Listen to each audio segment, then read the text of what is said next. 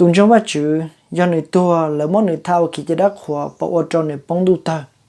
họ nói do luôn chia lũ của xã cho là thả nung nọ bây giờ trong vắt chữ chỉ có xua lăng thế chỉ khó lăng có yếu một cái nhau chia cho họ nữa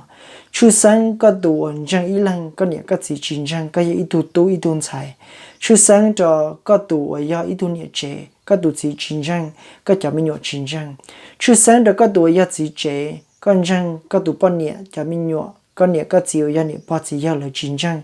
cái nhau xia cho họ nó đi, inu chả có tua, là một cái thao khi chỉ đã khóa, chỉ có yếu chỉ tao nó quá chỉ nhỏ, ya lên đó cũng thiết xã cho ra nó là thà chơi bây giờ được lú ra, thế rồi có yếu xã đi, cũng yếu tu tu tu sai cũng chẳng xứ, cũng nhẹ cũng chỉ chính chẳng, chả inu cũng tua, chỉ là yếu một cũng thao khi chỉ đã khóa, chỉ cũng yếu bóng đu ta, cái yếu tu nhẹ chế, chỉ có yếu một cái xã đi cũng chẳng cũng tên mình nhọ cũng tụt chỉ được chính chẳng chỉ inu cũng tua là mà cũng thao khi chỉ đã khoan chỉ cũng có bóng đu ta thế rồi cái gì tụt chỉ chế cái cũng có một cái xã trong linh đạo thiên cũng bao nhiêu mình nhọ cũng nhiều cũng chỉ yêu cũng ở nhiều bao chỉ yêu được chính chẳng chỉ inu cũng tua là mà cũng thao khi chỉ đã khoan chỉ cũng có bóng đu ta còn này ít cái nhọ xia cho bé khó lăng hoặc bé ít lăng chẳng xứ bé chế năng chính chẳng bé nhiều bé chỉ bé tên mình nhọ bao nhiêu một trò bé tụt gì chính chẳng, một trò bé nhua xía cơn gạo cho ra nó. Tới khi nó cũng thấy có lú ra thì, lú pít thì luôn đằng cho cái trái, nó là uo cho cái tuần đó,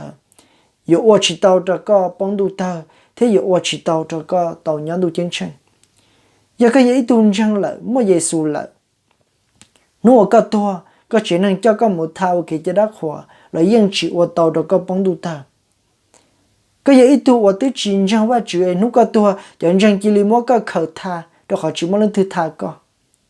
ấy chọn trang hung co khi và chữ sao lu và cái trái đó co luôn đằng đấy ấy luôn đằng và chọn trang ya cho ở bé hu tao để ya luôn đằng trang và chữ đó thế chỉ luôn đằng đó chỉ tôi rằng ở tao đó co một nhóm tu chân chân họ có ở tao một nhóm tu chân chân thế chỉ tao họ nên gì thầu co và nên nhớ con trang là chính trang luôn đang đợi nơi chỉ chẳng chắn cho tụi tua, thế chỉ nơi chẳng chắn cho chợ quần nhau tọt ha. Luôn đang đợi chỉ tao qua xa, có tuần du pli mù cho ba chịu tới chờ, thiếu mù trong tu tờ.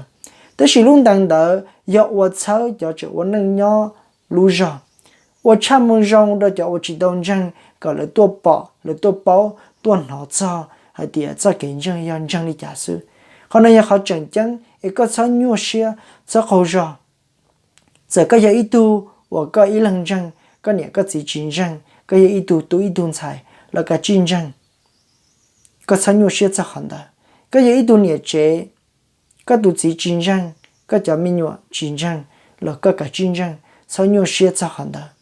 cái gì tu gì chế cái này cái gì ở nhà bao gì ở chính răng cái bao nhiêu chính răng cái tên mình nhọ chính răng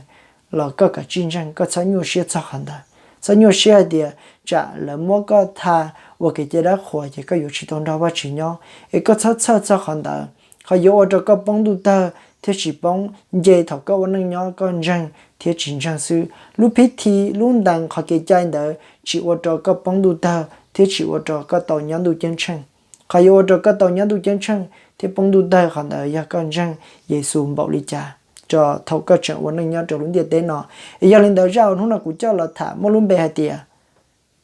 Ya có ya ít tuần răng, thầu cái tua là một cái thao khi chỉ đã khóa, có bao giờ bóng tu ta là sao lên nó xứ, ở trong đó.